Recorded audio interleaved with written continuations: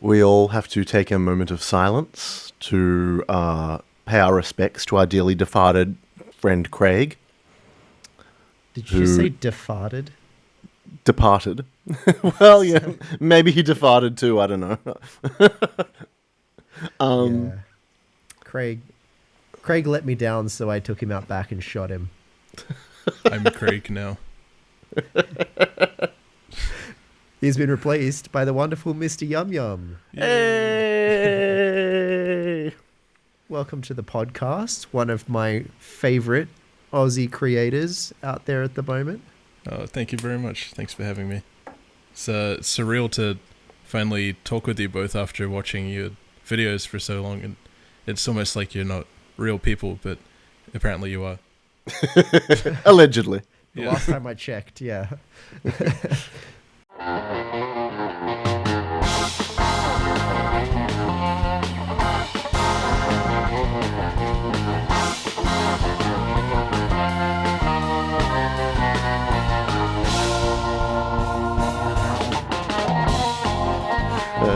And after listening to us yabber on about absolute nothing for, hours on end on this podcast. Yeah, I feel like an AI. I've been trained on your content now. I know the best responses. Goodo. I mean, if they are using our podcast to train AI, I think we're doing the public a service because we're poisoning the water hole. We're poisoning it. That AI is going to be completely useless. No one's going to be... Train it on what? You just go to Chat GPT and it's like, hey, write me a letter for this person, and it goes on a total non sequitur about... Starts hallucinating. Yeah, it just goes on a total rant about some rubbish like Every time I click on a Total Baloney podcast episode, I look in the description, and out of context, it always has like a bunch of celebrity names or musicians, and I wonder how you get to those topics. How on earth was this person mentioned? Yeah. Yeah, I feel like that's the appeal for the people that do listen to the podcast, is just... Wait, isn't this meant to be a theme park podcast? How did they start talking about that? Well, buckle up, listeners, because it's time for another episode of absolute chaos.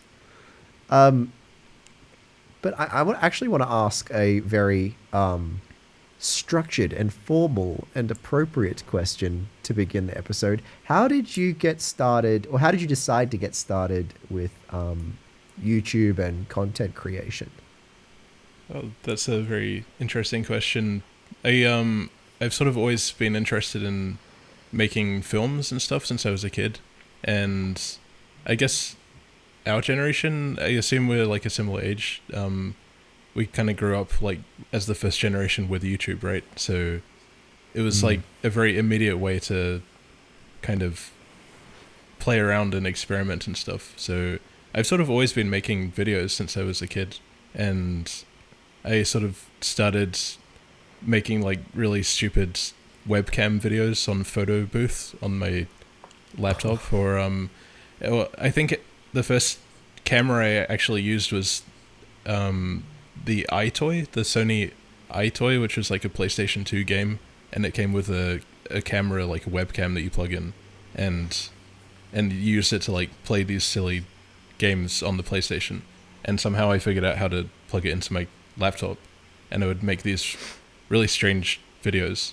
And then that sort of just naturally like evolved into my teenage years, where I got a camera and my friends and I would make stupid like skits and things at school. And then, yeah, I've just always been making stuff, but specifically with the Mr. Yum Yum stuff, it's, I don't know, it's just, my family sort of goes to theme parks a lot. We're locals here on the Gold Coast, so it's just like a 20-minute drive from where we are to go to the parks. And I figured it's a great place to practice camera work and structuring videos and things. And it sort of just naturally evolved from there, basically. The old frustrated filmmaker to YouTuber pipeline. Yeah, that's right. It's the only way to get work in that industry at the moment. Pretty much. You just gave me a huge flashback when you mentioned photo booth on the Mac laptops. Did you ever fiddle around with photo booth, Kieran? Back in the day where you'd give yourself your own little Andy Warhol style portrait. Yeah, all the different I don't know if you call them filters. They weren't quite as advanced as like filters are today, but they were filters, I guess. Yeah. The one where you turn your face into a spiral and stuff. Yeah. That was my favorite. And the green screens where you could put yourself in space. And I think they actually did have a roller coaster background that you could use as well. They did. Oh, wait. I wonder if I could figure out what roller coaster that was. That's a very niche video idea. Hang on. I'm looking up the Mac photo booth roller coaster background. Photo booth roller coaster. Oh, it's gone? Rude. Yeah, I don't think it exists anymore. Maybe it never existed to begin with, and we were all here's a person who's posted a 9-second video of themselves on the photo booth roller coaster on YouTube, and it's got 2,500 views. That'll be like a historic thing in a museum in the future. The photo booth roller coaster. Okay, so it's a wooden roller coaster. Oh, this is such a short video. Yeah, we're gonna have to do some investigative. A deep dive. Some digging. A 3-hour video essay on. You laugh, but I am currently writing it down on my video ideas list. I think you should do it. It's a great idea. What coaster is the photo booth filter? Well, we'll find out at some point in the future when I decide that I want to work on that video idea. Might be very far down the list. I, no joke, have a rough, like, drafted out, vague plan until theoretically mid-2028. Really? Well. Just, like, a very draft schedule. Obviously, it'll change a million times before then, but, like, just kind of...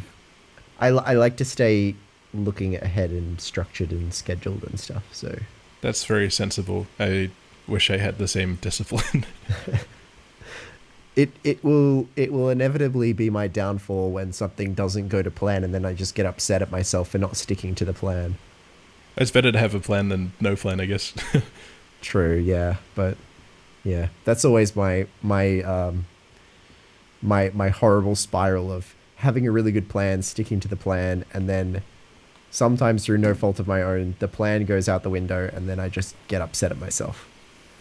But yeah, that's a challenge of content creation, I guess. It is. Along with, the deep frustration and self-loathing that comes with creative work. Yep. Yeah. Wow, this got bleak. Very existential episode of Total Baloney. This is what happens when Mr. Yum Yum is involved. I'm gonna ask you, how do you pump out so many videos so quickly? You're uploading like every couple days on average. Yeah, it's basically ADHD is the answer. It's the secret. Just but Guilty. The secret sauce. The secret sauce.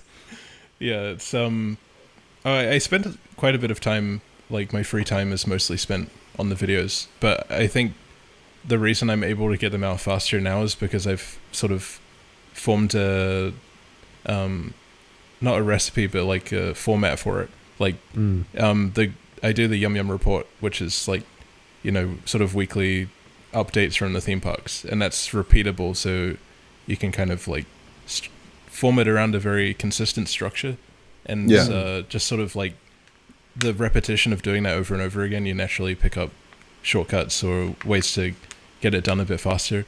But it still does take a lot of time. It's not I know it probably looks like I'm just like pumping them out really fast, but it takes quite a bit of time at the moment. I'd say maybe like 5 to 6 hours per video in total, and that's just like, I don't know, brute force, like just trying to get it out in time before it's irrelevant. Sometimes you Yeah. just got to barrel through it. Yeah, that's right.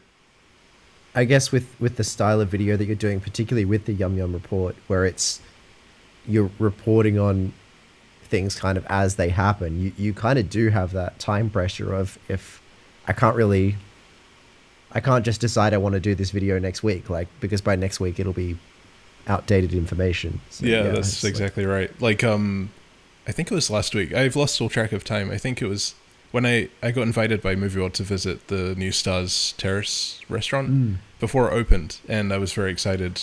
And luckily, I had the rest of the day sort of to get the video out, because the very next day it opened to the public. So if I like spent any time waiting around to edit the video, it would have already been irrelevant.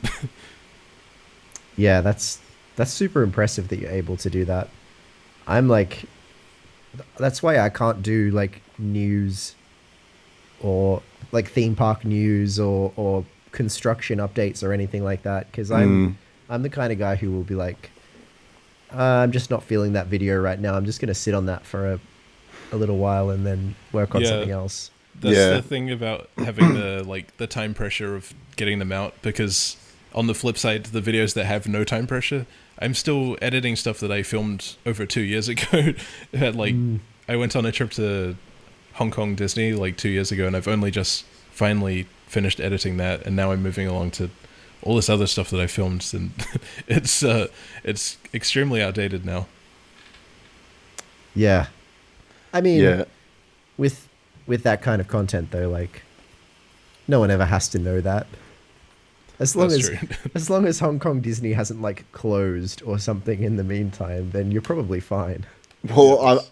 I've committed to turning a 3-week holiday into a year's worth of content, so can relate to the concept of sitting on footage for a long time. Yeah. Oh, I'm a big fan of your series. Like, it's so fun watching you visit all the different parks, and especially because I just visited Japan last year, so seeing you going to Tokyo Disney was really cool. Thank you. Yeah, it's fun. It's nice to sort of just relive it. After sort of having had some time removed from it. But yeah, it's been cool. So Disney Sea's next on the list. Oh, I'm looking forward to that. It's a great park. Best theme park in the world, do you reckon? Yeah, having not been to everyone and not having a completely informed opinion. But yeah, definitely. As far as out of anything I've ever seen or been to. But it's up there for sure. I've heard plenty of people say that it's up there among the contenders. Yeah, I'd definitely agree. I've heard people describe it as the best themed park, with like a heavy emphasis on the themed aspect. 100%. I can see that maybe some of the rides, they might not satisfy like some of the more hardcore enthusiasts in terms of like forces or things like that, but like in terms of theming experience, you can't get any better. I don't think it's pretty insane. Well, it also differs to Disneyland in the way that, although it's definitely a Disney park, it's not just mouse in your face everywhere, Yeah, it's definitely more subtle, and it felt like more real than real life, some of it. Totally. Like just going around to the Cape Cod area kind of thing. I can't remember what the actual name of the area is, where it's like sort of the fishing village past the big ocean liner and stuff like that. Yeah, that says it all. The big ocean liner. The park literally has an actual cruise ship in the park. But it's crazy. just wild, and just when Heidi walked into the the big volcano area, like her mind was just blown. Yeah, it's literally like being in a different world. It's pretty insane. 100%. You feel like you're on another planet. Yeah. Did you have any highlight attractions without spoiling your next episode from your trip?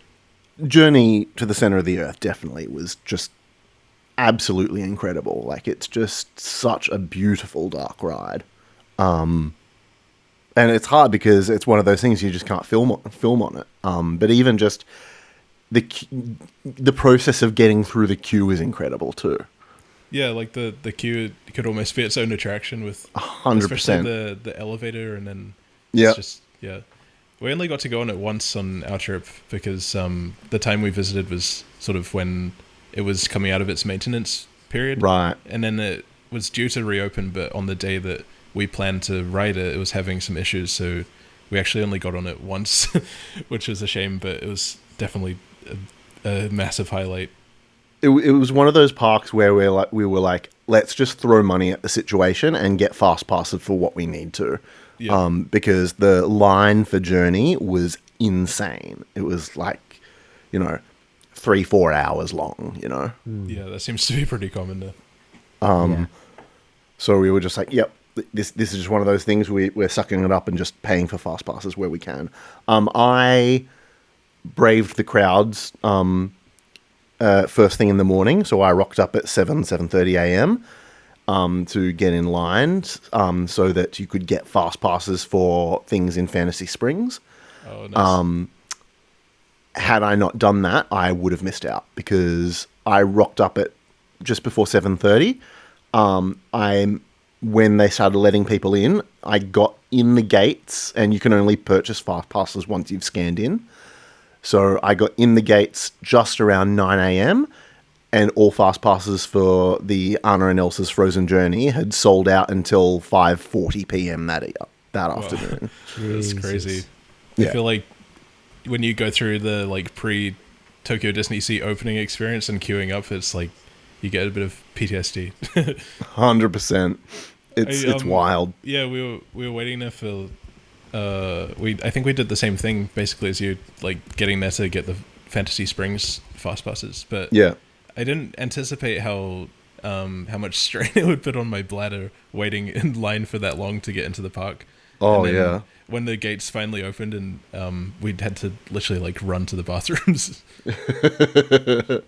But just like getting in there and just that reveal of the lagoon and the volcano as you come through the archway is insane. Yeah, it looks so much bigger. I mean, it looks big in videos, but it's the force perspective really does make it feel like an actual real volcano. 100%. And you can't quite even do it justice taking videos of it because it's just, I don't know, there's something to do with the angle of the lens or something, but it's just like, it's so much more impressive in real life. Yeah, I felt like my camera was not working properly at Disney Sea. It just like I was trying really hard to actually capture how big and insanely detailed it was, but at some points you just have to give up and put the camera down to like fully enjoy it. And that was sort of a decision I came to at Disney Sea, was that I was having to be more present in the moment, and there were like certain rides where you could like film on, but it was just like I wasn't present while I was on it because I was more concerned with filming. So I was like, you know what? No, I want to experience this without having to, worry about, framing and stuff like that. So, so as a result, a lot of the trip there's not really many POVs. Most of the POVs are from like Disney parks. As a result, but yeah. Yeah, I kind of am on a similar sort of perspective. Like, I was thinking about trying to film on Journey, and then I realized how difficult it would actually be because so much of the ride is like, it's almost completely dark in there, but with some, I feel like that's why I don't think there's any really great POVs of Journey because it is such a difficult ride to film. Yeah. And you can sort of see a little bit of like when I tried filming on the Haunted Mansion, you can't see a damn thing. Yeah, I tried the same. But yeah, I felt better as a result of making that decision because I was completely present for everything that was happening on Journey, and it was so good. Did you get on that multiple times or? Just the once, just because lines were wild, and we just wanted to experience as much of the park as we could because we were only there for one day. So we didn't really have a lot of time for re-rides. The only thing I got a re-ride in was Flounder's Flying Fish Coaster, because I wanted to get a POV and a face camera act of that one. So I did that one twice. But yeah. Nice. Do you have any plans, Maloney? I I feel like I should be calling you both by your real names rather than your YouTube channel names, but my instinct is to call you Maloney and to call you Bear Time. But I have to train my brain to stop being in YouTube mode. Do you have any plans to get over to Japan at all? Actually, it's funny you should mention that. I've literally just locked in dates for a Japan trip. Woo! I've confirmed with my friend who's going to be coming with me for... I'm going for 3 weeks. He's joining me for 2 weeks out of the 3. So early next year. Very exciting. It'll be cherry blossom season. Nice. That would Thoroughly be recommend. A pretty amazing time to visit. It'll be great. And yeah, I'm going to spend 3 weeks there and do a documentary style video trying to ride every Togo in Japan to answer the question of whether they're actually a bad manufacturer. Well, But my friend's going to be joining me for 2 weeks, and we're going to obviously do all the big parks along the way as well. that's very exciting. Yeah, it'll be fun. But before that, China. How long is it till? T minus what? Well, now that I've had to bring it forward a day because of flight prices, because I have to catch the train to Sydney instead, it is T minus 23 days as of recording. Ooh. Wow. So, yeah, getting exciting. It's kind of uncharted territory. I don't really know much about the parks in China, outside of like there was one. It was like Ocean Kingdom or something. Is that what it's called? Chimelong Ocean Kingdom. Yeah. Yeah, and there was another really strange one that I watched a video of. I think it was called like Happy something. I can't remember the actual name, but it looked very interesting. There's a whole chain of parks there called Happy Valley. Yes, that was one of the Happy Valley parks, I think it was. Yeah, they're all over the place. I'm going to one of the Happy Valley parks. Yeah, Coaster Studios did a little China trip. They went to a bunch of the parks around Guangzhou, I think. But I'm mainly doing the Shanghai area. Wow. Nice. Are you learning any Chinese at all? I have a little bit left over from my visit to Taiwan, which is pretty much just hello and thank you, which really, that's what you need to get by. Yeah. Yeah, but I'm very excited, obviously, but I am also a little nervous because, like you mentioned, like you say, you don't know much about the Chinese parks. I don't know much about the Chinese parks. I don't know what to expect. You're going to be doing a Riley where you go through without any idea of what's going to be in the park. Well, yeah, to an extent, definitely. Like I'm the huge RCDB nerd that I am. I know all the coasters. But one thing that I do know about Chinese parks is that even the small parks that seem unsuspecting, for some reason, they tend to have just really good dark rides and just the most outrageous attractions that seemingly don't fit at these parks at all. So as much as I'm looking forward to some awesome coasters, I'm really looking forward to just wandering into like a Chinese dark ride and having my mind blown. Yeah, that would be amazing. I feel like sometimes that's the best way to travel, is not really knowing everything about the place you're going and then just organically discovering like a hidden gem or something. I mean, China's definitely one of the biggest challenges that I've had of like the whole Coaster Odyssey journey so far, just because of how I guess you'd call it reclusive. Like the internet doesn't work there, or like the internet works, but like Google and that sort of thing. There's a good word for this. Is it esoteric? Is that the right word? Sounds right. It sounds smart. Enigmatic? Esoteric, understood by or meant only for the select few who have special knowledge or interest. like Mr. Yum Yum videos. Yeah, well, yeah, kind of. So it's like I'm going in the usually I if I'm going to another country, I would have by now like checked out all of the public transport routes to the parks. Yeah, that's what would be like my curiosity on how easy it is to get to these places. Yeah, I that's something I would have been like checking and taking notes on around this stage if it was a trip to anywhere else, but I don't actually know very much about how to get public transport directions in China. So, I think I Yeah, 'cause was. Oh, sorry. No, all good. There's no Google Maps there, so yeah.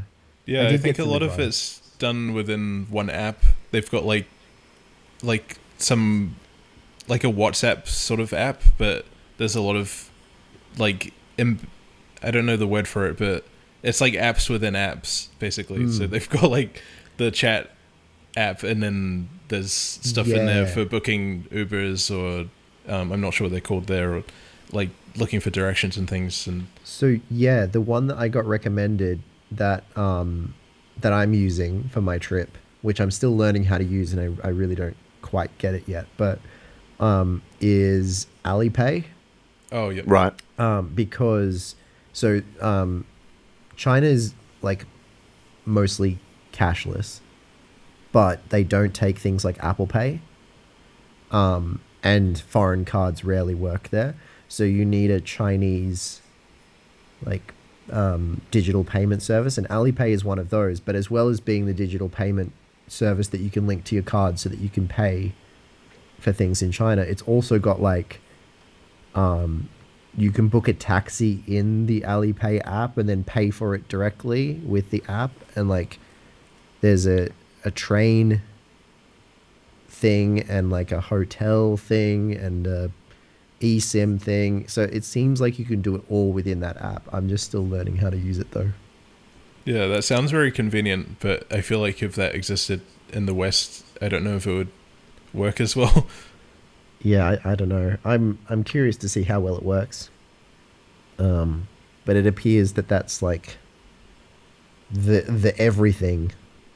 Everything goes through Alipay. Hopefully, it doesn't go down. Oh God, don't wish that upon me. Yeah, no, it's gonna be fun. It's gonna be an adventure. Are there any particular highlights or things that you're looking forward to? Oh, so much. Well, I'm obviously doing a Disneyland park as well, in Shanghai, which I feel like is the one that I have heard the least about. Like I know people who've been to obviously Tokyo. I've been to Tokyo. You've obviously been to Hong Kong. Kieran, I know you've been to Paris, and then of course a whole bunch of people have been to the American ones.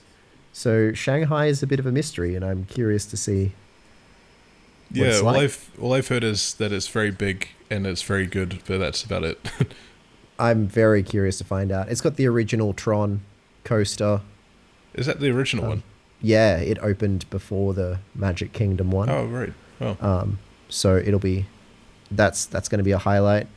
Obviously doing a Coaster Odyssey episode while I'm there, which will be a pretty insane roller coaster, Dynaconda. And yeah,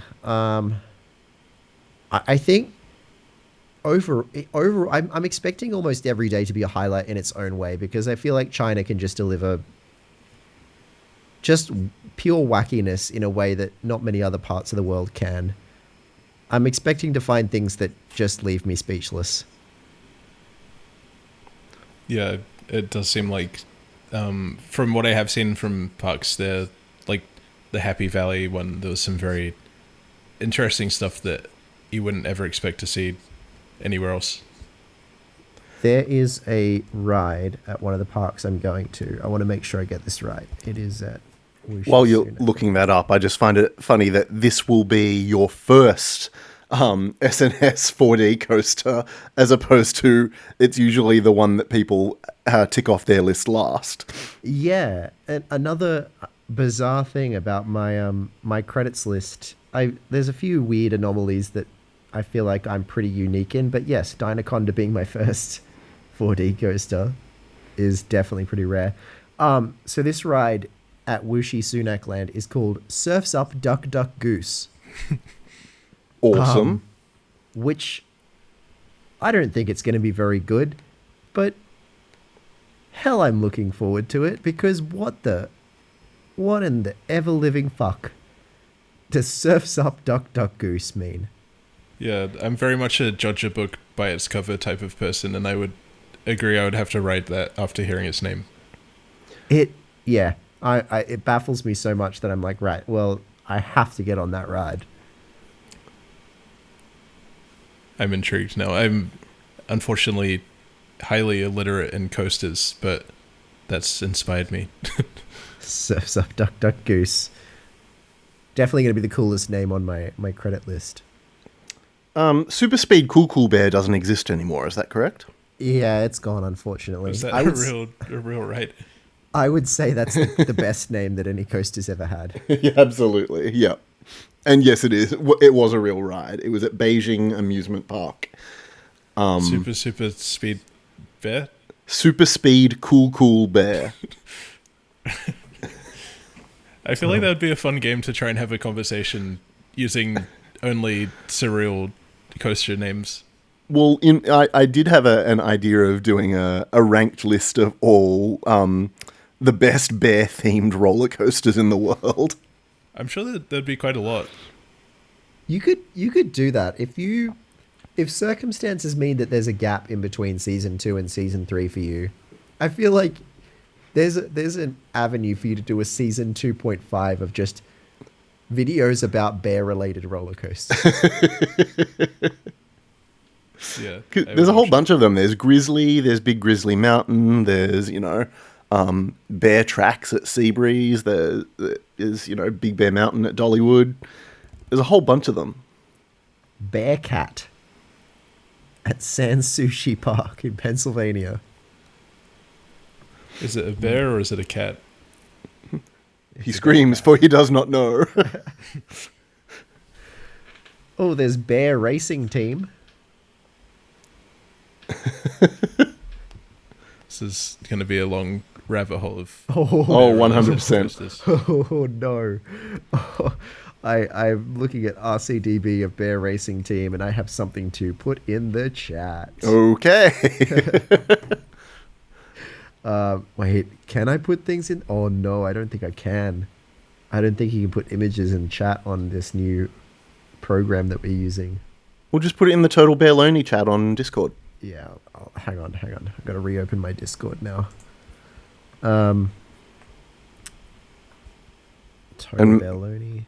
And make sure Mr. Yum Yum has access to it. Actually, that's the first thing I have to do, because since we didn't record it on there, I never gave Mr. Yum Yum access. Let me in. Let me love you. There we go.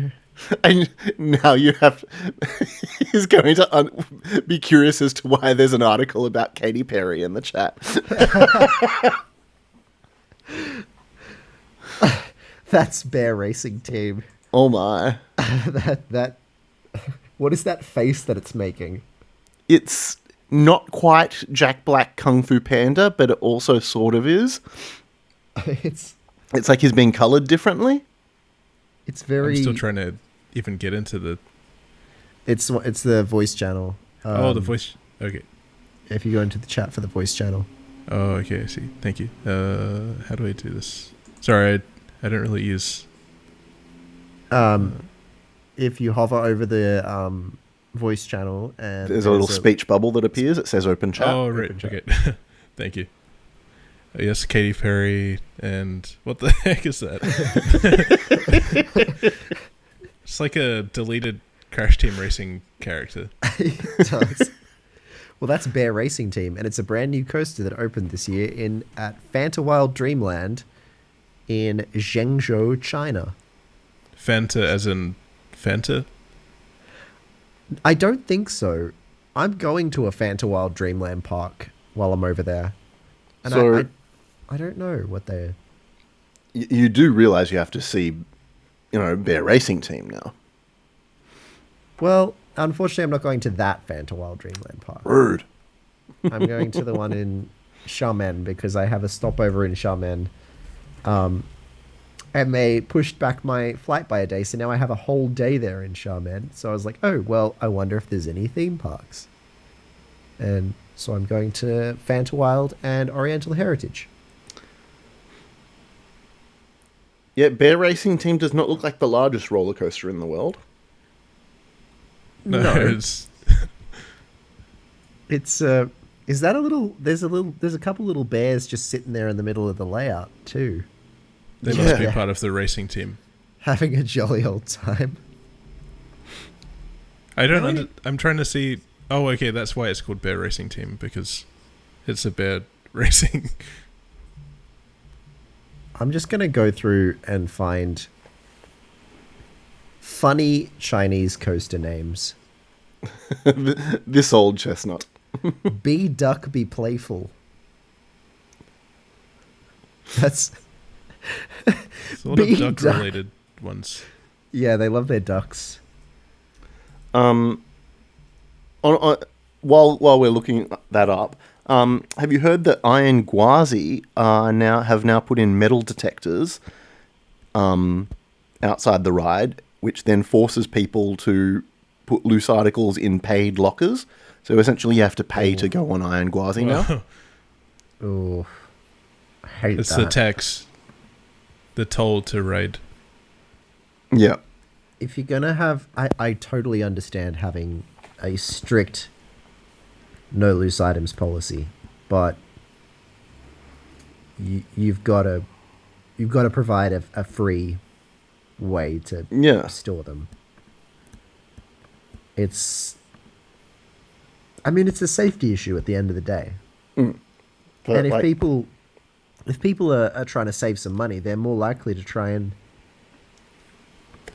sneak it out. yeah, And take whatever's they have with them. Hasn't Iron Gwazi have those pouches? I'm not sure what the deal is. I just saw this in a video that I saw today. Huh. Because I remember that some of the RMCs have like those phone pouches. Little zip ones. Yeah. Which Yeah, I I'm think not- is a very good idea. I think so. Is that like in the train itself? Like you can just, or is that Yeah. in the station? No, they're in the train itself. And Oh, you, right. You put your phone in and zip it up. And That's very smart. Yeah. I hate to imagine how many people forget to take their phone out of their zip pouch True. when they get off the ride. It's Yeah. just going to go for a couple extra laps.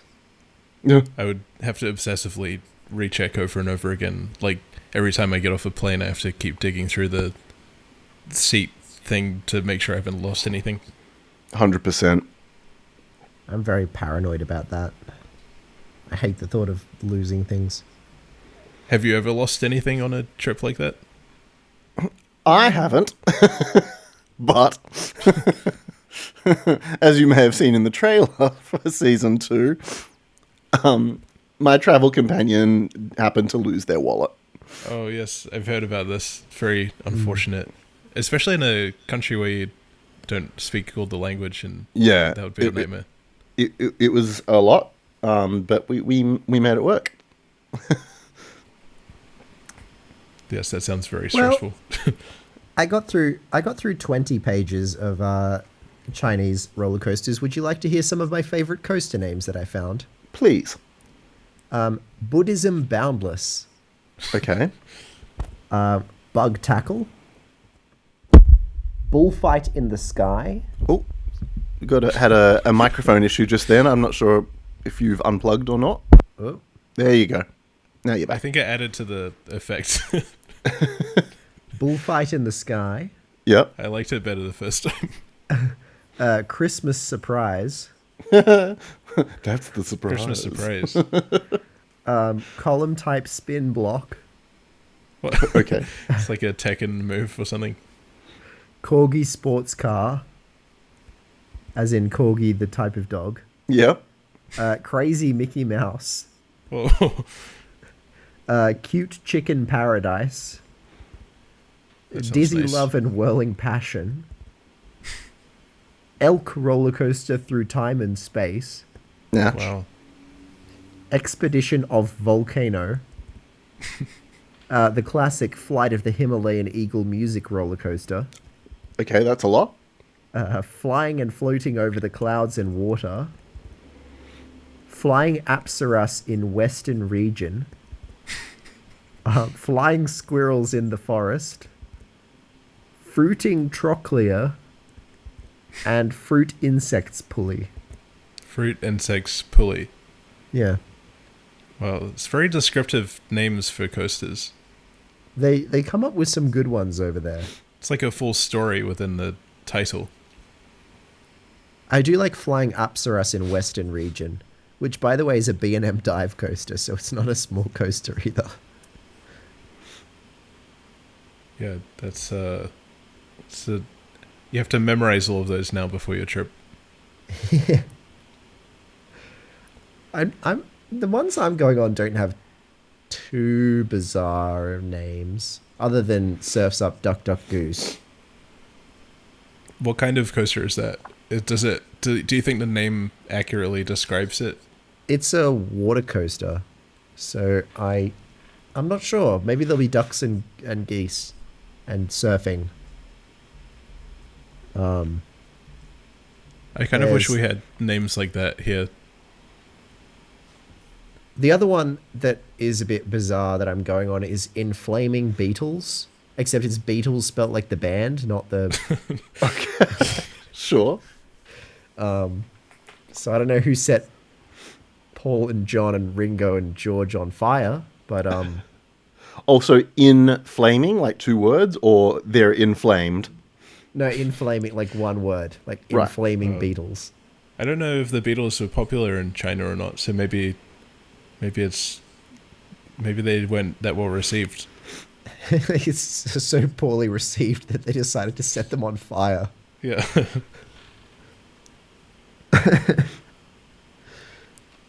That's a spinning coaster, so I don't know what the Beatles or flames really have to do with it, but It's Speedy Beetle, the sequel, Inflaming Beetle. I'm curious if the people that came up with these names came to Australia and they tried to create names for our coasters, what they would choose. And it's just like a mistranslation kind of thing. Yeah. I wonder if they look at our coaster names and think it sounds stupid. Yeah, like Because it's DC Rifles mistranslated. Hypercoaster. I think that's. I think that it is a stupid name. I think everyone thinks that. I prefer the unofficial name, which makes more sense. Joker Coaster.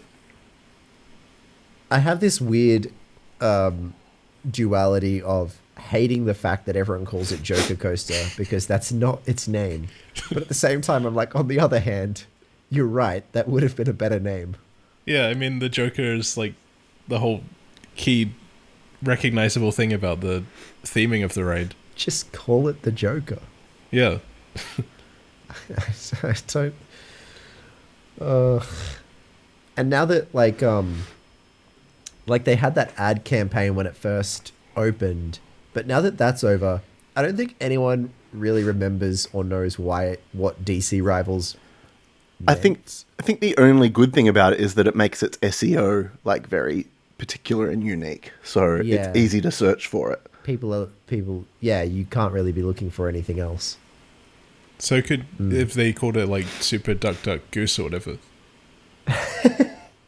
So they're living in the year 3000. They're just trying to get That's like right. optimize their SEO. Movie World's next ride is just going to be like a bunch of gibberish words. Just they're like, we can maximize our search engine optimization if we call our roller coaster. No, I can't think of anything. It's harder to think of a roller coaster name than it seems like it would be. So I don't blame the parks in China for having names like those. Surf's Up Duck Duck Goose is a great name. Flight of the Wicked Witch, on the other hand. Yeah. Yeah. The weekly bashing of VRTP begins. Yeah. Hey, I'll be even and balanced. Mick Doohan's motor coaster. I only recently discovered that Motor Coaster had a VR version. Were you aware of that at all? Yeah, that's one of the entries in my iceberg video. So did Arkham Asylum.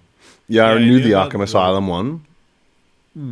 That at least was like somewhat thematically interesting, I think. But Yes. Mick Doohan's VR motor coaster is, I don't even know what it's meant to be. Well, it was the VR on motor coaster was totally unrelated to the theme of the ride whatsoever. It was like space motorcycles where you were protecting Earth from alien invaders. Yeah, my favorite thing about that is there was a video of Mick Doohan riding it, and then after he gets off the ride, he says, you wouldn't even believe that you were on motor coaster. Oh, that sounds I like don't know if that's a good thing or a bad thing. that sounds like shade. Honestly, if I can pretend that I'm not on motor coaster for a little while, I'll take that as a bonus. Seriously though, why did the two parks, for when VR was like a craze, the two rides that they chose were the two roughest and most painful rides at the parks? They wanted some escapism so that people weren't had something to distract them from the pain. I mean, motor coaster less so because like it's more about the seating position that makes it painful. But Arkham, if you can't brace yourself, Yeah, you got to ride that defensively. yeah, I think it's like the sunken time fallacy. Like they just figured we could let things get this bad. Let's just let's take it even further, just because it would be more work to take it backwards than it would be to make it worse. I never rode with the Arkham VR. I heard the VR itself was really good actually, but I was not brave enough to try and ride an SLC blindfolded. Yeah, I feel like VR kind of plateaued. It never really became as big as it seemed like it was going to. I mean, all of these things sort of have a bubble that bursts. Remember when every movie that came out was in 3D? Yes, yeah. I think AI is going to have the same thing. I think the thing that they didn't really get right with VR is that like they thought it would be like the next step of immersive themed attractions or whatever, but theming's not really impressive if it's just a video 100%. Yeah. being played on your goggles. Like when you think about the rides that you think are the best themed rides in the world, it's because they've gone to all this effort to make the actual world around you a different world, not just chuck some VR goggles on and we'll record a 3-minute 360 video. Like it's Yeah, definitely. silly idea. Yeah, wild times. What do you think the next big leap in coaster technology or like theme park immersive technology would be? Ooh, that's hard. What's kind of emerging right now?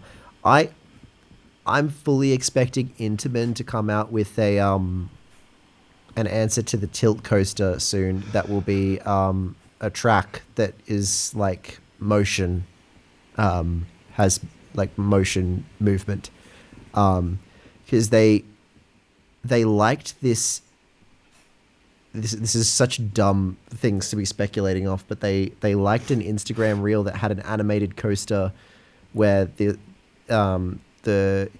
coaster came onto like a tilt track section that was then on like these hydraulic arms, and then it moved in like kind of like a motion simulator would, and tilted and rolled and stuff. That's interesting.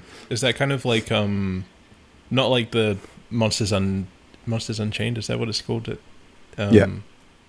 or the Harry Potter ride at Universal, like where Like it's a like the Kuka arm. yeah. Do you mean like that sort of?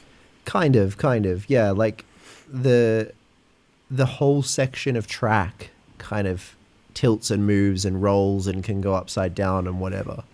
And Wow. then it aligns itself with the next bit of track and then releases the train. And it was just an animated reel, but I know that Intamin's official page liked it and shared it or whatever, reposted it or something. So That's how you know when you're down the enthusiast rabbit hole, is when you start looking at the park's likes. Which what did Intamin repost lately? Yeah. I could see them trying to do something like that as an answer to a tilt coaster. But in terms of like a really big, like the next big step, I don't know. I feel like we may have another coaster war now that Falcon's Flight has happened. Yeah, they need the world's shortest coaster to rival it. Yes, the world's shortest, slowest, and, and shortest in length roller coaster. Yeah, just be one flat piece of rail. Whatever happened to RMC's Wild Moose? Has anyone taken them up on that? No, I don't think so. I thought that looked really interesting when it sort of was like going around. It looked like a really cool idea. RMC pre-lift the ride. Very that. Yeah, I would like to see someone build it. I don't know.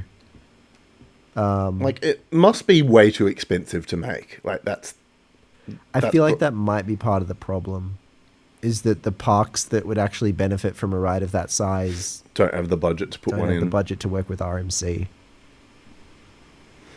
I don't know. What was the main selling point? Was like It had the same footprint as a regular wild mouse, so it could be built in the same plot of land as an old wild mouse if they wanted to upgrade. well, and it had like some bouncing up and down type movement or something. Yeah, it's Yeah. like the wacky sort of pre-lift Yeah. things Like that your they do. outer banks and your little airtime pops and your bizarre off axis hills and stuff like that. Yeah.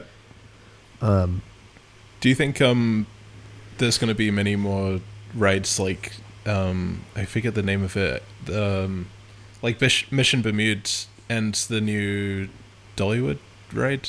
God, I hope so. They look so good. Yeah. I'm so jealous of Riley from That So Mid. He was one of the first public riders on Mission Bermudes. Yeah, I was watching his video. It was like a big surprise. He didn't realize it was open. I think.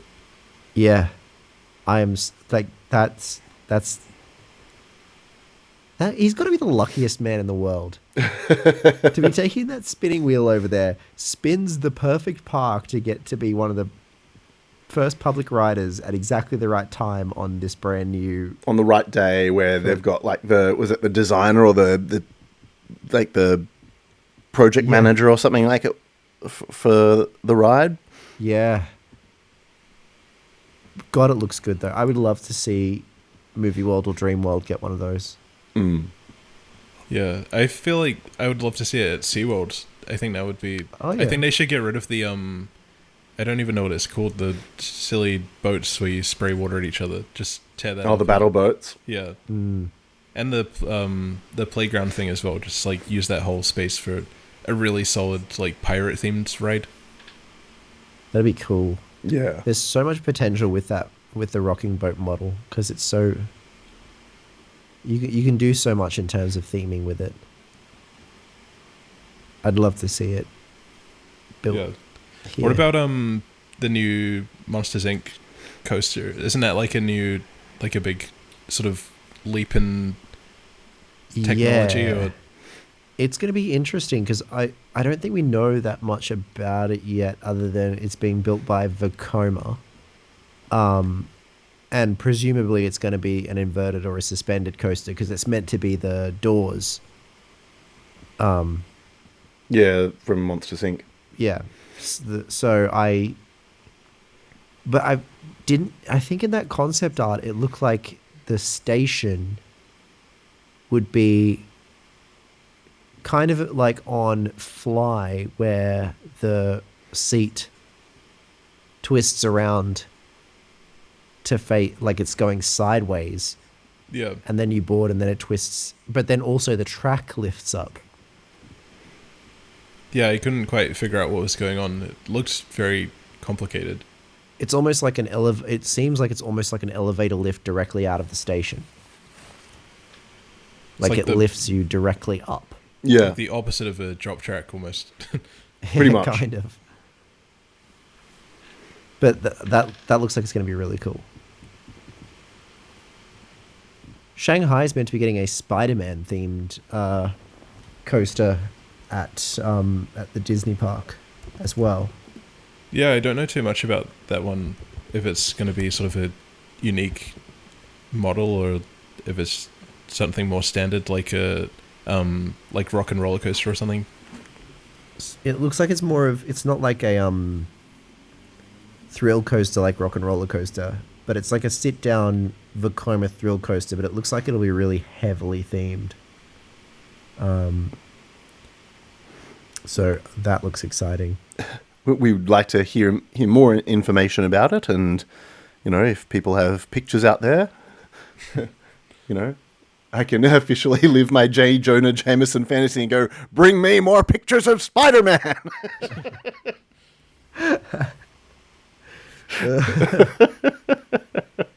Stupid. Get me pictures of Spider-Man.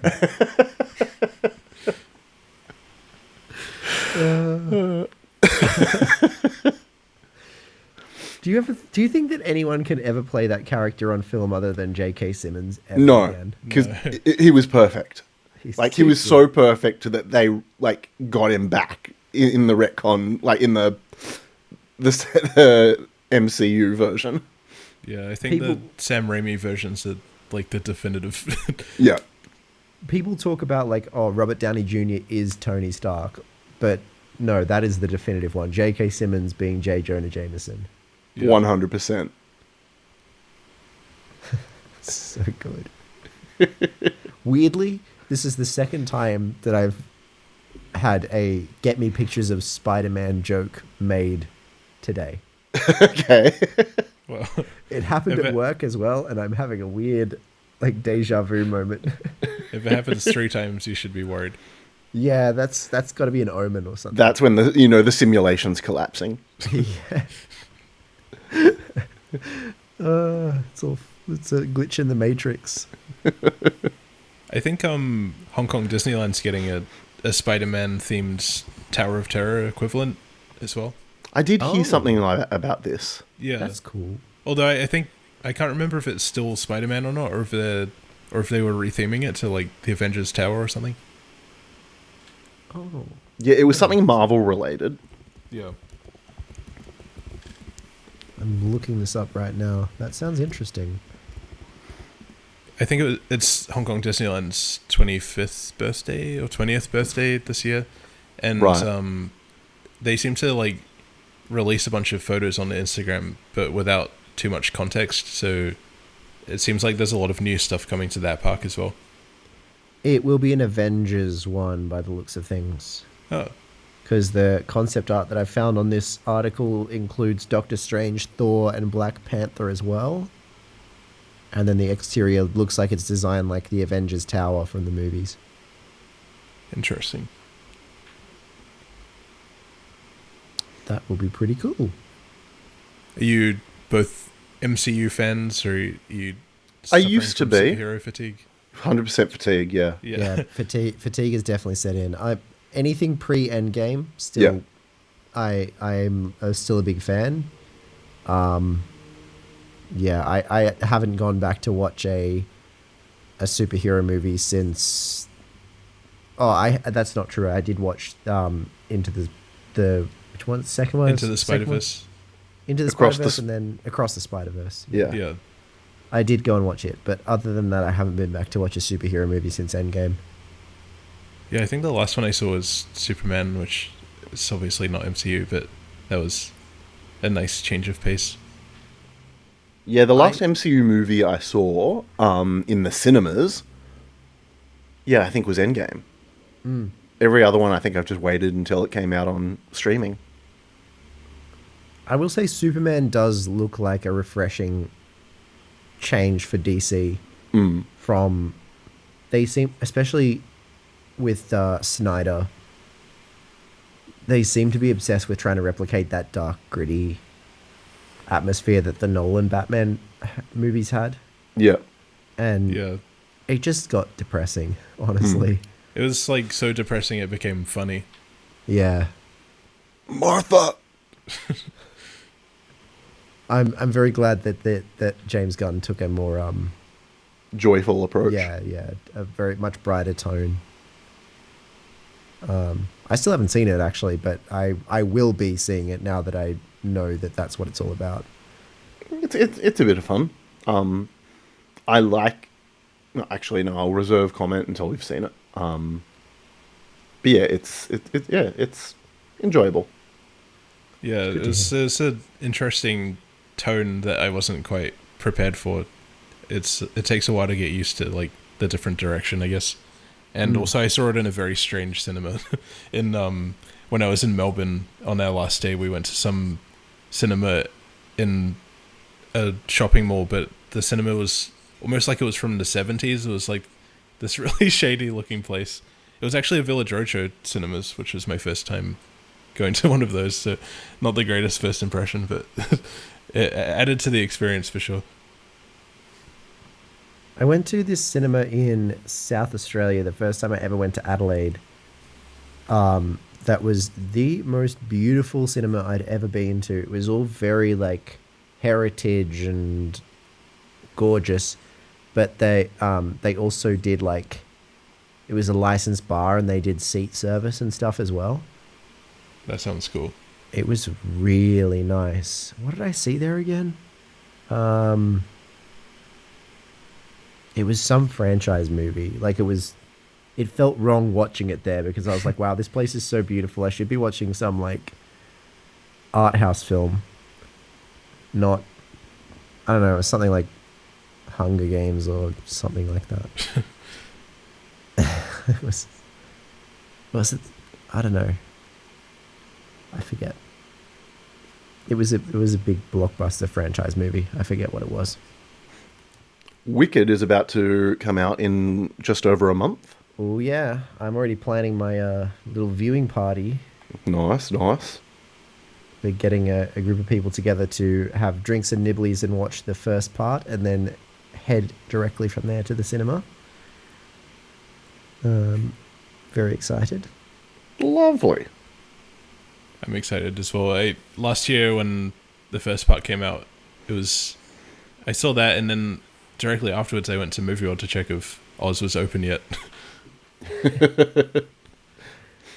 No, they slept on that one. Yeah, I think they're still slightly sleepy. I first watched Wicked in Dublin, and then went back to watch it again in another cinema in Ireland. It's a very Because good I country like to it so watch much. a very green movie in. Yes, very green. It was, yeah, good experience. Yeah, I can't wait. The trailer, I've been obsessing over the trailer. I'm interested by some of the things they revealed in the trailer that I thought might be a little bit more Kept under lock and key. kept under wraps. But Yeah. That's the thing. Final trailers always give way too much away. yeah, I really did not expect them to just drop the Tin Man lore. Yeah. I haven't seen the trailer yet, so that statement is very interesting out of context. And as someone who doesn't really know anything about Wicked, That's why I phrased it very carefully, because Yeah. it occurred to me that I was like, wait, you might not actually know. drop Yeah. the Tin Man lore. That's all I know now. Yes. We will not elaborate further so as not to spoil the story. But yeah, it's I would advise not to watch the new trailer. Yeah, go in blind. Yeah, that's the ideal way to watch any movie, I think, these days. Yeah. Because trailers give so much stuff away. So much. I don't understand why that has become the case. Isn't, like, surely that's bad for business. If people feel like they already know what's going to happen. Well, it's just like, if you basically show every single set piece and scene in the movie, then, you know, people sort of like, well, the movie can't be over yet. This part hasn't happened, you know? Yeah, I think to some extent it's gotten worse these days because of just the short attention spans that most people have due to social media and reels and doom scrolling. Like, you just have to put everything up front so there's no risk of wasting time that you could spend scrolling through TikTok instead. I feel like they have to constantly give people reasons to keep paying attention. I saw the freaking funniest meme I think I've seen in recent memory today, and I've got to re-find it because I have to share it with you all. Speaking of social media. It was an Amazon review of it was like a big plush teddy bear. And it was basically, it's like 1 star, legs are awful. And it's like, the person reviewing it is like, it's horrible, it's hideous. It's like, I thought it was going to be a regular teddy bear, but it has these 4-foot long legs on it, so it looks like this weird, creepy, Gumby creature. And now I have to find it. It's like hideous. I love that. Yeah, found it. Just a second. 1 moment, please. Okay. Just screen grab this. Oh no. I do love the segue straight from, oh yeah, people have such short attention spans because of social media and TikTok nowadays. And then Kieran's like, I saw the funniest meme today. It's very on brand that it happens to be bear related though as well. So this is part 1 where it's the actual product listing on Amazon. So here you go. Oh boy. Here we go. So there's the giant teddy bear, So- 6.5 feet white. and then here you go. Here's the actual product and the review. Should I read it aloud? Yep. Okay.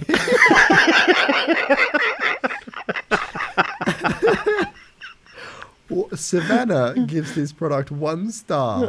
Legs are awful. Hideous. The legs are like 4 feet long, making the bear look like a creepy Gumby thing. I got this for Valentine's Day and would have rather had a cheaper, more proportional bear. I mean, this isn't even cute. The picture.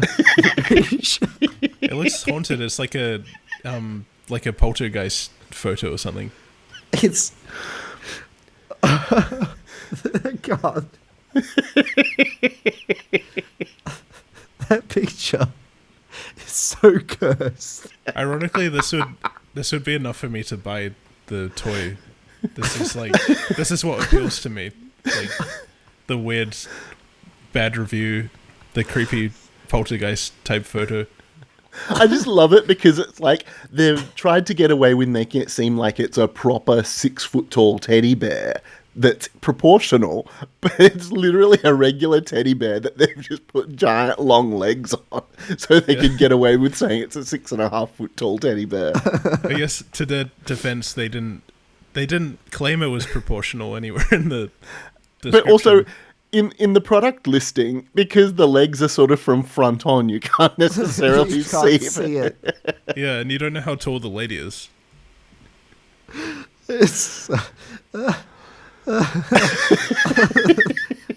that bear is a cursed entity. To me, it's just the funniest part is hideous.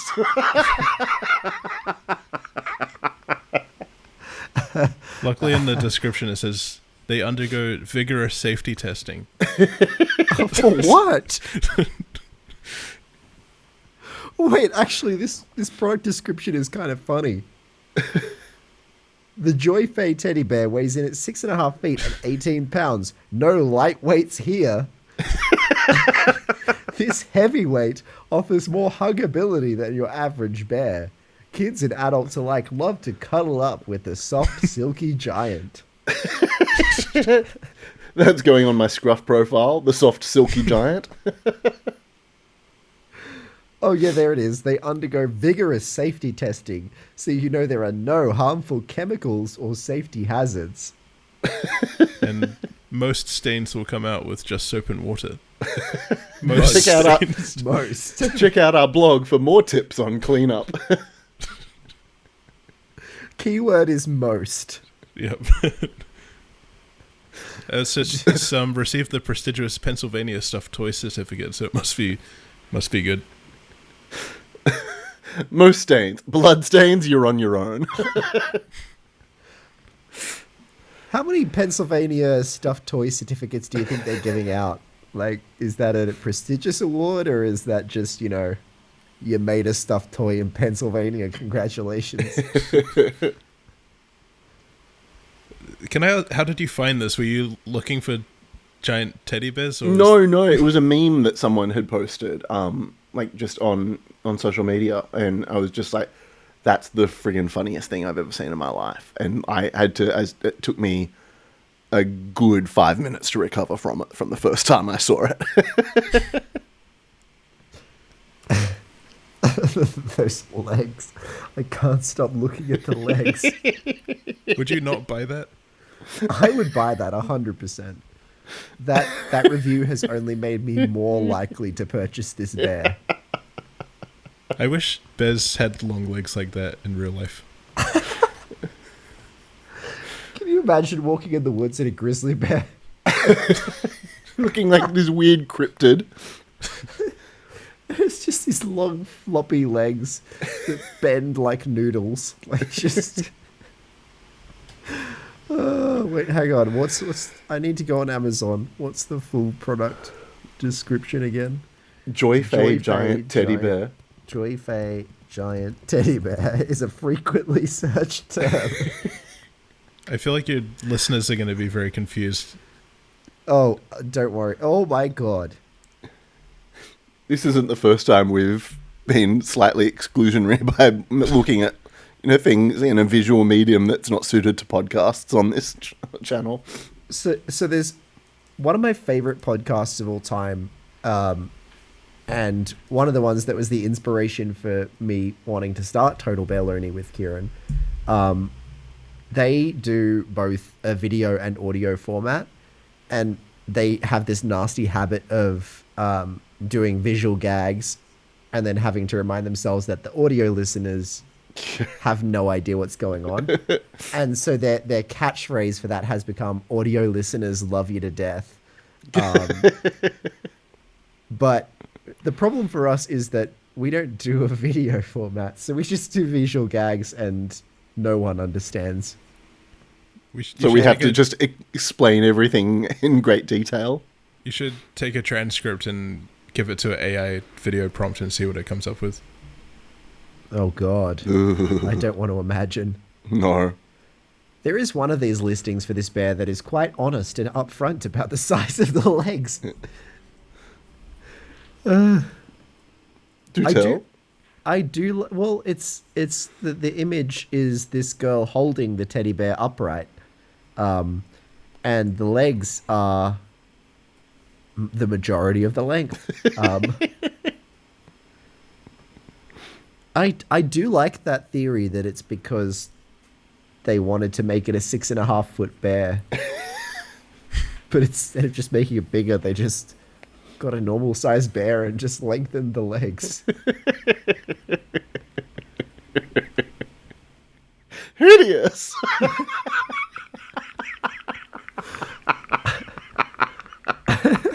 It's another great review title, "Disgusted with this teddy bear." Oh, that's so funny. Just the abject horror at these people opening up these bears for the first time. I found another one that is huge. This bear is 2 meters tall.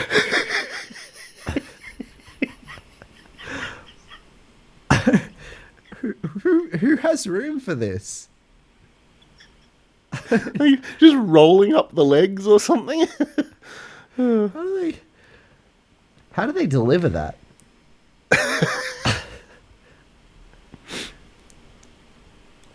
Like, what kind? Do Amazon have a box that will fit? I like to imagine that it just appears in your house, and that's why the photo is so creepy, because the lady just woke up in the middle of the night and the bear was just sitting on the chair like that. It just showed up. They walk in the door and the bear switches on the lamp in the darkened room. Good evening. I've been expecting you. Someone finally returned home. It's got the cat on its lap and it's just stroking the cat.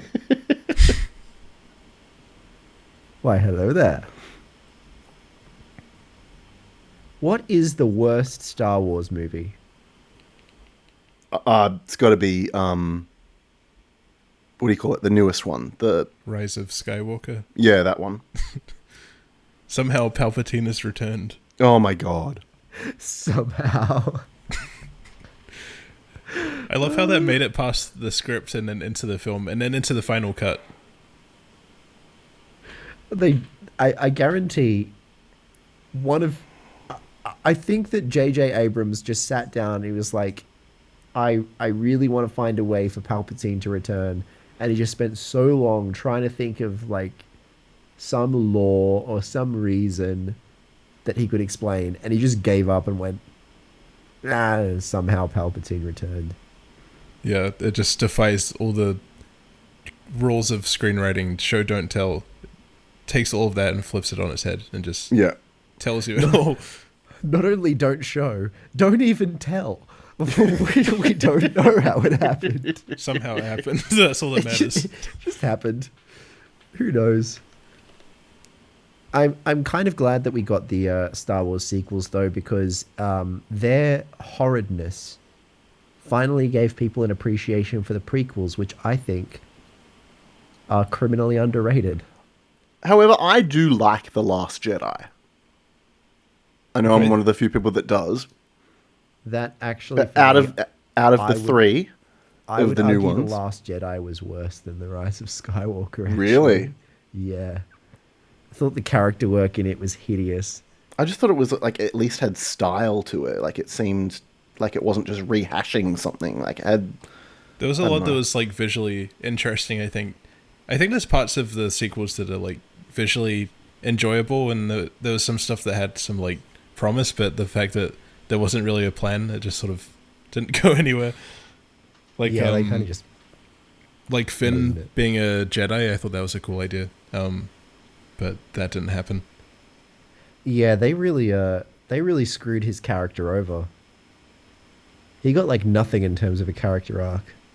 Yeah, I think the actor who played him he's probably blacklisted now from Disney. He's very outspoken against the sequels. I love seeing the prequels. I went to see, I think it was a couple of years ago, we watched all the original trilogy and the prequels back to back in cinemas, which was amazing. That'd be so good. Honestly, Star Wars Day every year, the movie that I choose to watch for Star Wars Day is always Revenge of the Sith. Yeah, I think that's my favorite. It was like the one that came out right in my formative years where I was like fully sentient. And then I think it's such a good like standalone movie. Like it's such a great tragedy. It stands alone really well, yeah. I really like Rogue One. Rogue One is good. It's the outlier in terms of new Star Wars content. It has no right to be that good. Yeah, it is surprisingly good. And then Andor as well. I don't know if either of you have watched that. I haven't. I've heard it's very good though. I'm on a similar thing with Star Wars as I am with Marvel, where I have to be convinced to watch it, basically. Yeah, I would definitely recommend checking it out. I would say I wouldn't go in with the expectation that it has the Star Wars vibe, but it uses the universe of Star Wars to tell like a really mature and interesting story about rebellions, and it's like some of the most like sorry, I can't articulate myself very well when it comes to Star Wars. Yeah, I would say it's definitely worth checking out, but don't go in like trying to get like a magic vibe. It's very gritty and yeah. I like that. I'll have to watch it. Last night I watched a movie called Mountain Onion. Okay. Mountain Onion. As in an onion from a mountain, or mount an onion? Mountain as in Space Mountain. Sure. Onion as in onion. I can't think of any coasters that have the word onion in it. It's the titles seems to describe the movie pretty well. Well, it's a Kazakhstani movie. Kazakhstani? I don't know. Sure. It's from Kazakhstan. And it's about a kid who goes on a quest to find a mountain onion that is apparently an aphrodisiac, because his dad is getting cheated on, and so he thinks if he finds this aphrodisiac mountain onion, he'll restore his dad's mojo and stop his family from falling apart. There's a lot to unpack there. There is a lot. Fairly relatable coming of age story, I think. The hero's journey, really. We've all been there. It was fun. It was a colourful movie, and there were some bits that actually made me laugh. Like the comedy was actually pretty good. But yeah, it was a bit strange.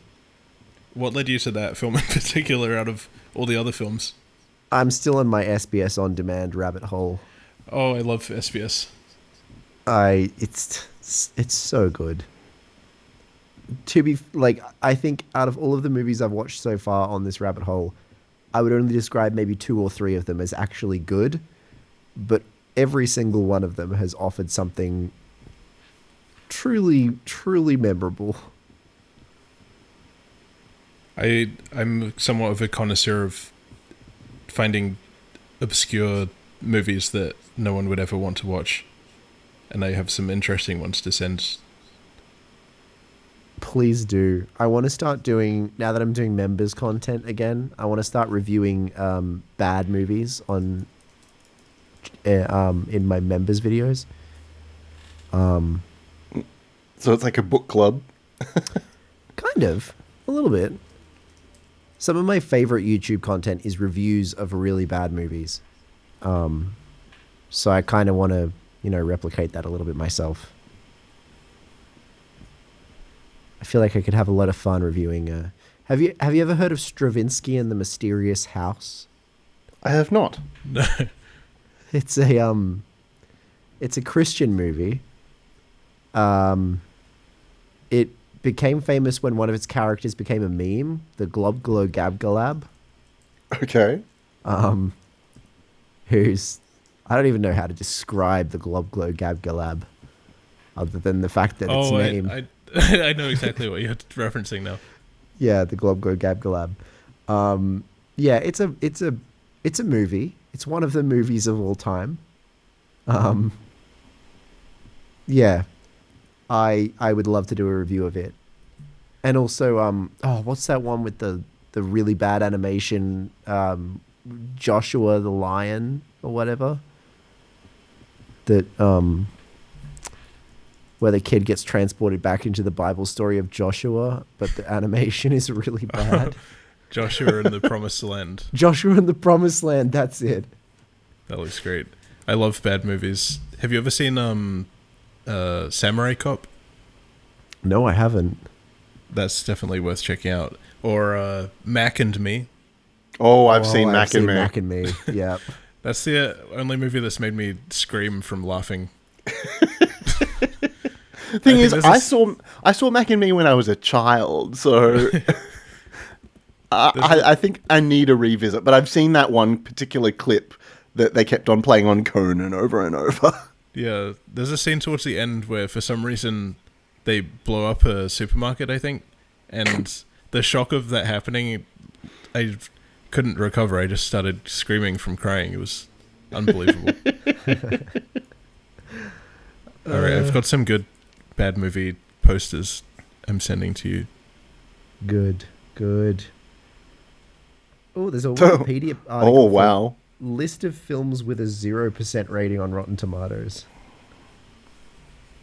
Hold on, I need to get into the chat now to see these posters. Oh dear, what is that? What is that creature? I'm not really... Why is it writing a pizza? I'm not sure. I only know about this because for some reason my dad was telling me about a movie he said I should watch for some reason called Ghoulies. Oh, Ghoulies, yes, yep. Ghoulies, So I'm well familiar with. I looked that up and it looked like a weird Gremlins like copy, or I didn't really know what was going on. But then for some reason Munchies appeared, which looks like an even more blatant Gremlins copy. And then related to that was Munchie, which is this thing surfing a pizza for some reason. The guy with the mustache on the Munchie poster is looking at Munchie like he knows what's going on. Yeah, he looks like a proud father. He's like, yes, as I expected. Here comes Munchie surfing on a pizza. I'm going to share with you a movie poster that, you know how you are like, you think you see something and you're like, please, for the love of God, why couldn't they have included one gay in that focus group before they decided to move forward with that concept? Mm-hmm. Yeah, that's for this particular movie poster. This is a movie poster for the film Yogi Bear. And yeah, they just they needed to include one gay person on that marketing team because this was a choice. Just a second, I'm just about to send this through. Discord, okay, manage. There's not as many movies as I thought with a 0% Rotten Tomatoes rating. It's only like a couple dozen of them. I'm not sure if that's sent through or not. I haven't got anything yet. Try it again. No, it's not sending. Okay, that's weird. Well, alas. Let's try it again. Movies that are so bad, they're good. It's not sending. Obviously, I don't know what's going on. The Room is the greatest of all time. The Room is the classic, yes. If I could get my hands on the Star Wars Holiday Special. Yeah, I don't think I even want to watch that one. I've watched a review of it, and oh boy. Have you heard of the new... Troll 2. Oh, Troll 2, yes. That's a classic. Troll 2 is amazing. Okay, I've found the, what do you call it? The thingy again. So let me just find it. Can I open image in new tab? Save image. Okay. Pasting this into Discord now.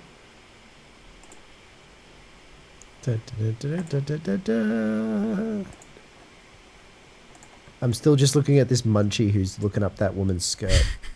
Yeah, I was doing the same thing. I was trying to work out what's going on there. Why is that not sending? Is he wearing a suit of armor? It looks like it, and some sneakers as well. Suit of armor, some sneakers. It's got a beer There and a you cigar. Oh. Oh. Oh no.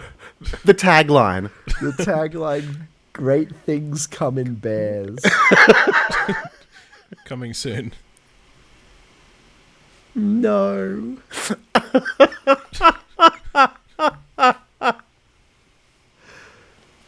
You did it.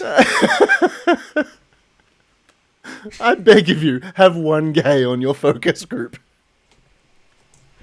All it would take is one gay to say, hey, that's not a good idea. Let me explain to you a certain phenomenon. Oh, my God. Wow. Yeah. I have nothing else to say. Yeah. So, otherwise, it may turn into a different kind of podcast. The history of images in this chat is very confusing out of this context. is why Katy Perry, please stop, is the previous image that was there. Scrolling back through the old Total Bear Learning chat is It's a ride. It's a ride in and of itself. yeah, Lots of Craig messages. of course. Rest in peace, Craig. Craig, R.I.P. We hardly knew ye. Should have a funeral for him. You're not getting like withdrawals from saying thanks, Craig, every episode. Oh, you've got to do it. You've got to have it like down the octave. Thanks, Craig. Like HAL 9000. Yeah. It's almost a blackboard from Mr. Squiggle kind of thing. And I've just realised that's a elder millennial reference that probably is lost. I know Mr. Squiggle. Okay. Mr. Squiggle. The man from the moon. Mr. Squiggle was a marionette puppet with a pencil for a nose who would draw artwork with his nose. That's disturbing. I've seen Mr. Squiggle, the real Mr. Squiggle. He was in an exhibition at the Acme? At Acme, yeah. Yeah. What was he doing? He was chilling. Was he visiting or was he part of the exhibition? He was part of the exhibition. Mr. Squiggle has been no longer on the air for quite a long time. So Yeah. the fact that it was a basically a museum exhibition. And Was Mr. Squiggle... Please continue. Oh, was Mr. Squiggle American, Australian? It was Australian from memory, Australian. yeah. Yeah, As- yeah. It was I feel like- ABC. Each continent needs obscure, creepy children's character. How would you describe Mr. Squiggle? He had a pencil for a nose. He was kind of like a clown with a tall, pointy hat. And he had a very long neck, so that the marionette puppeteer could maneuver him around. And he'd always go upside down, because his drawings were always upside down, because the marionette puppeteer was looking at it from up above. And so the drawings would invariably be upside down from his point of view. I feel confused. Is this Blackboard happy? Is he okay with... Blackboard Mr. is not happy. Blackboard is never happy. Blackboard's sole job is to hold the paper that Mr. Squiggle draws on. And so he spends most of the segments with a piece of paper obscuring his face, to which he loudly protests, "Hurry up." Was this the whole show? Yes, 100%. Wow, this is... I feel like Australian humour is very obscure. Oh, very. We have very strange. Yes, this was a popular children's show in the 80s and 90s. It's slightly in the same realm as Mr. Blobby. Oh, wow, Mr. Blobby. Oh my God, Mr. Blobby. Mr. Blobby is cursed. I'd like to show you my favorite photo from the of all time from the good old Total Bear Loney chat, which was actually the first photo ever sent in the Total Bear Loney chat. Track Lube Plus, Roller Coaster Lube. Was that from the MIDI episode? That was from the MIDI episode. Yeah. Well, this is the next technological leap in theme parks. Shout out to MIDI theme parks. Turns out Project Zero needs lube. Not surprising. Well, I guess all coasters need lube. But I do love that it's Track Lube Plus and it comes in a bucket. So insinuating that there's a track lube regular that, Yeah. that's not quite as lubricating. It's the premium version. It says They're user paying for friendly. What does that It's mean? That is a very good question. Environmentally friendly and water resistant.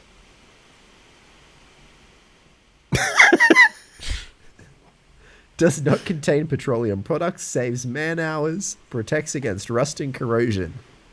Honestly, if your lube doesn't protect against rust and corrosion, Well, yeah, So it's a common, issue to have with lube use. yeah. Make sure that when you buy lube, it protects against rust and corrosion. Very important issue. Now I'm just remembering cursed children's TV show from Australia. Do we all remember Liftoff? No. No, okay. I'm a imposter, so I'm not aware of all the strange children's shows here. And all my references are extremely dated, so I think we're all going to be talking different languages here. It looks terrifying, whatever it is. There's some sort of ragdoll looking baby. Creepy baby doll with no face. That's horrifying. Yeah. And none I of the have kids very- look happy in the poster. No. I have very narrow windows in everything because when I was very young, I was an ABC kid, but when I was maybe like 6, my parents first got Foxtel, or as it was back then, Ostar. All right, yep. So then I became like a Nickelodeon kid Right. and a bit of Cartoon Network. So actually a lot of my shows that I grew up with were, like in the early days it was all Australian, but then I became a lot of American shows. Your I used to love Fairly Odd Parents. the That's a after thing. school Cartoon Network like jingle. Cartoon. Ugh. So many memories. Nickelodeon. I used to love Teen Titans. That was my favorite. Teen Titans is a classic. My favorite show of all time remains Avatar: The Last Airbender. Yeah, that's shockingly good. It is a brilliant show. That was the prime of my life when the last book of that was coming out. That one was definitely after my time. Oh, it's on Netflix. Treat yourself. It's such a good show. One of How those ones- long of an investment is it? Like, how many seasons did it go for? It was only 3 seasons. Okay, that's doable. Yeah. Oh, so good. And one of those shows that still endures as an adult as well. Like it's just really good. Is The Legend of Korra required viewing as well? It's the sequel series. It's still very good. So if you end up really liking The Last Airbender, it's worth watching too, but it's not as good. So Last Airbender that's the required watching. It's Right. it's If the you don't core want to series. spend all the time watching it, there is a great film. No. No, there is not. There is not. We don't talk about that. And we don't talk about the live action Netflix series either, because it's also awful, and I wish people would recognize how awful it is. It's hard to be as astronomically awful as the movie, from what I've heard. Oh, yeah. It's nowhere near as bad as the M. Night Shyamalan movie, but it does still... The problem with the live action Netflix series is it takes all of the soul out of all of the characters. Right. So, like, one of the excuses that they used was, we want to make Sokka a bit less of a misogynist.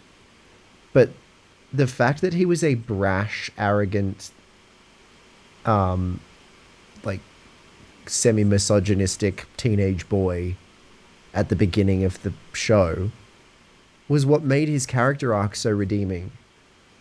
And they did the same thing to all of the other characters as well. Like they made Aang far less playful. They made they took away all of just what made the characters so endearing to begin with. And I'm actually very upset that it received a positive enough reaction to get renewed.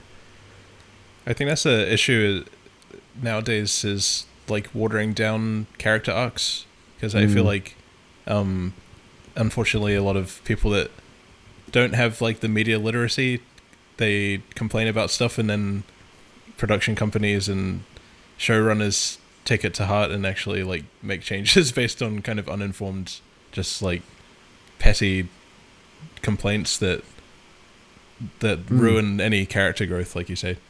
Yeah. Well, it's the perfect example is that they were like, oh, we can't have him being misogynistic, but like it was a big part of his growth was the developing of his relationship with the women in his life. It's sad. Also, the character that they did the dirtiest in that live action remake is Katara. I haven't seen the live action thing. I don't know if I plan to, but I think it's so sad that like it's such a trend to take animation and make live action versions of it. Like, it's there's something fundamentally flawed in doing that. Leave things alone. Yep. Let things be. Just make something new and let things be. Let people have the things that they like and stop tampering with them. This is why I haven't made the Mr. Yum Yum live action adaptation yet. Okay, but when? It's very hard to do the dancing pyramid man in live action. Yeah. I don't know how that would go down at the parks if I was an actual giant triangle. Would you take the live action but the giant triangle is CGI route? No, I would just go like hyper realistic, like in SpongeBob, like when they have the reaction shots and it's like every wrinkle is like fully realized. One of my favorite aspects of that show. Yes, it's very much like those kinds of things were very much what were done in Ren and Stimpy back in the day. Yeah. Yep. Same animators, I want to say. I'm not sure. I'd be talking out my ass if I guessed. Like, hold on. I'm gonna have to get the Wikipedia articles up side by side so I can compare names.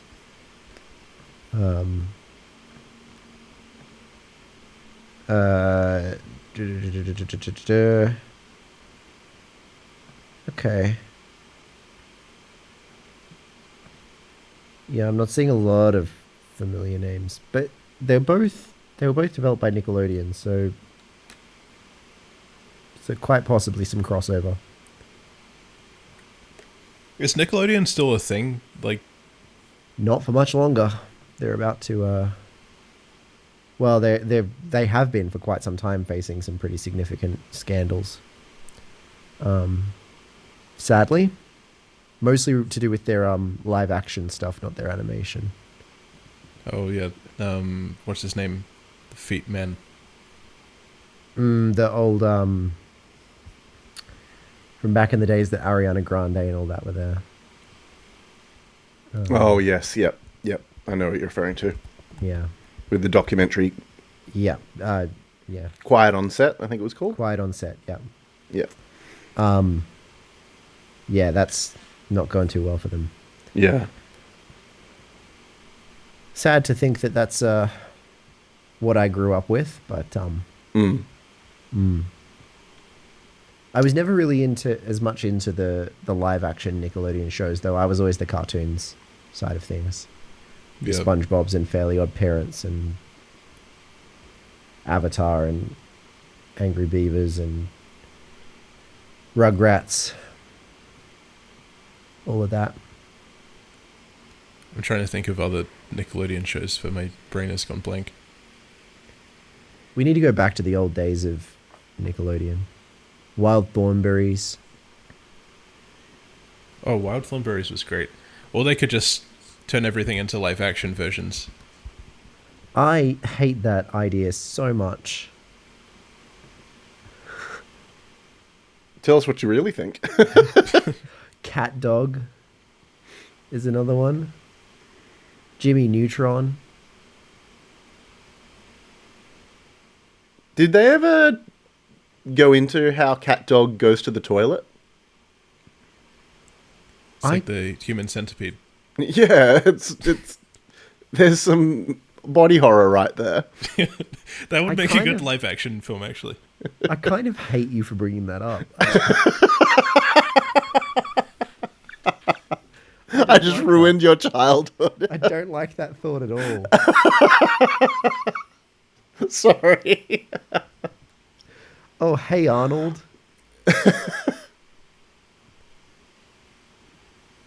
Was I wonder another what it one? would be like to have a head shape like Arnold. Or Stewie from Family Guy. Yeah. It's just the football shape.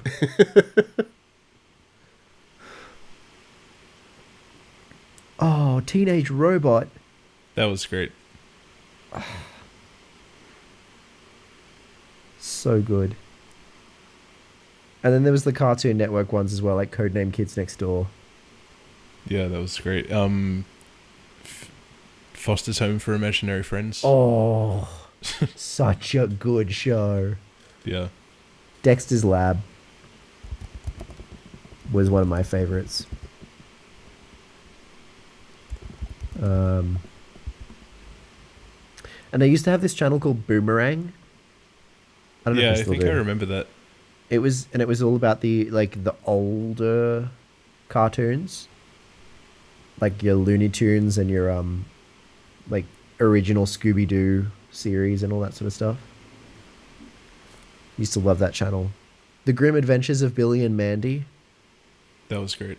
This you're just saying sounds now.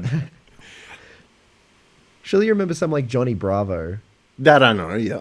Powerpuff Girls. Yep. Did you That's know another of my favorites. the creator was like 19 or 20 or something when he made the Powerpuff Girls? Got one of the goddamn best shows of all time. Yep. That's one of those ones that they've tried to make a live action version several times and have just failed. Like they even got it to like a pilot shooting and then they reshot the pilot because it was so poorly received and it never made it on air. Oh, hey, you've watched K-pop Demon Hunters, right? I have. I still need to see that. Why are they the Powerpuff Girls? They're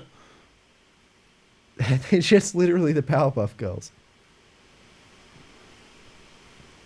Also, Ed, Ed, and Eddie. I used to be disturbed by the giant gobstoppers that they used to eat in that show.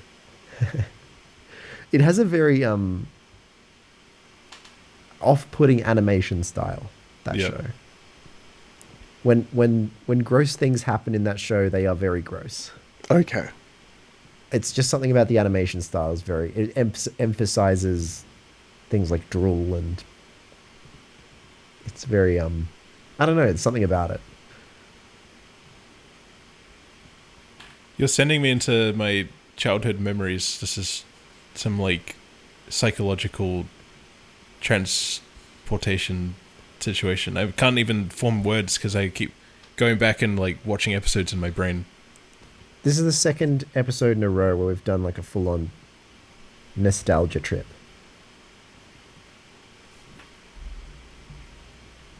Because last time with Chuck Chuck we were doing Australian nostalgia. And now here we are.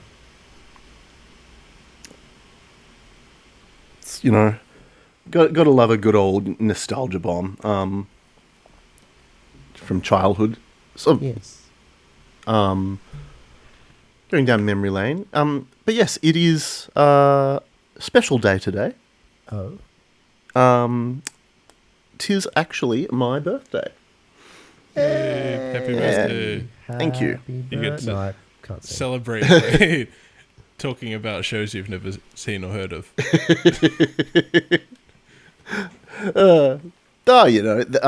but like, there's other shows that I treasured that, you know, are probably way older than, you know, that you guys would remember. I don't know if you ever heard of the Mysterious Cities of Gold. No. No, okay. Alas. Any other olden day shows? Oh, you know, plenty. I was Captain Planet and the Planeteers. Oh, okay, Oh, yeah, yeah. of course. Kieran's favorite show was that film where the train came at the screen so fast that everyone freaked out. Yeah, that was like the Infinity War of the day. Yeah. The panic streets as people, you know, tearing at their corsets to get out of the cinema in fear of being run over by the oncoming train. I'm proud of like- that reference. I'm very proud of that joke. A great one about a horse running as well for like 12 frames. Yeah. Yeah. You know, like, yeah. I remember seeing the movie posters painted on those cave walls. Rode there on your T-Rex. Yeah. We'd go to the movie cinema on the Ark. It's just shadow puppets. Like campfire. Or as we enjoyed a nice Brontosaurus burger. You live in the Flintstones. This is how old Kieran is now. Kieran is Fred Flintstone confirmed. Meanwhile, the Flintstones movie, I will die on this hill. I think that everyone in that movie was genius casting. It's a good movie. Yeah. I'll stand by that. I mean, it's not, but it is. Like, even Rosie O'Donnell, I thought, did the character perfectly of Betty. It is pretty great casting. The only memory I have of that film, though, is watching it like standing in the doorway at a hospital because my brother had broken his arm, and for some reason that was playing in like a really dark room. So I didn't really understand what was happening, but they were like sliding down a big dinosaur or something. Oh yeah, he does that in the intro of every every Flintstones episode. Yabba dabba doo. I'm not singing it. The Flintstones. They're the modern Stone Age family. How would you usually celebrate a ejected bedtime birthday? A party pie, naturally. Very nice. Yeah. And yeah, just, you know, good times with friends and just, yeah, having a nice chill one. I've had a very long weekend this weekend, so had a couple of extra days off on the end of the long weekend, so it's been nice just being able to go to the pub and hang out with mates. It's been good. Spend time with loved ones. Lovely. Nice. Yeah. Let's everybody sing happy birthday to Kieran as we wrap up today's episode. Aw. I'm not actually going to sing though, because Yeah. I was about to. But I don't think anyone's ready for the Mr. Yum Yum singing debut yet. That's what they've got to get on the Mr. Yum Yum Patreon. Yeah, exactly. yeah, that's what the members pay for. Yeah. Exactly. Mr. Yum Yum, if people are unfamiliar with your work that are listening today, where can they find you? They can find me in the shadows in the night. In the corner of the room. On YouTube and Instagram. And that's about it. Highly recommend. Go and check it out. Please do. Great Aussie theme park content creator. Thank you very much. Thank you for having me on your podcast, and sorry for all the silence. I'm not used to speaking with people on something like this for so long, but it was a lot of fun, so thank you. No, it's been great to have you. Anytime. Where can they find you, Jake? You can find me on YouTube at Maloney's Coasters. You can also find me on Instagram as Maloney's Coasters and on Blue Sky as maloney'scoasters.bsky.social. And if you're a content creator who needs off-ride footage of coasters, I upload regularly on YouTube at Maloney's Coasters Off-Ride Footage. What about you, Kieran? You can find me at Ejector Bear Time on YouTube. You can also find my non-coaster related side quest adventures at Ejector Bear Time Sidetracked on YouTube as well. And you can also find me at ejectorbeartime.bsky.social on Blue Sky. Lovely.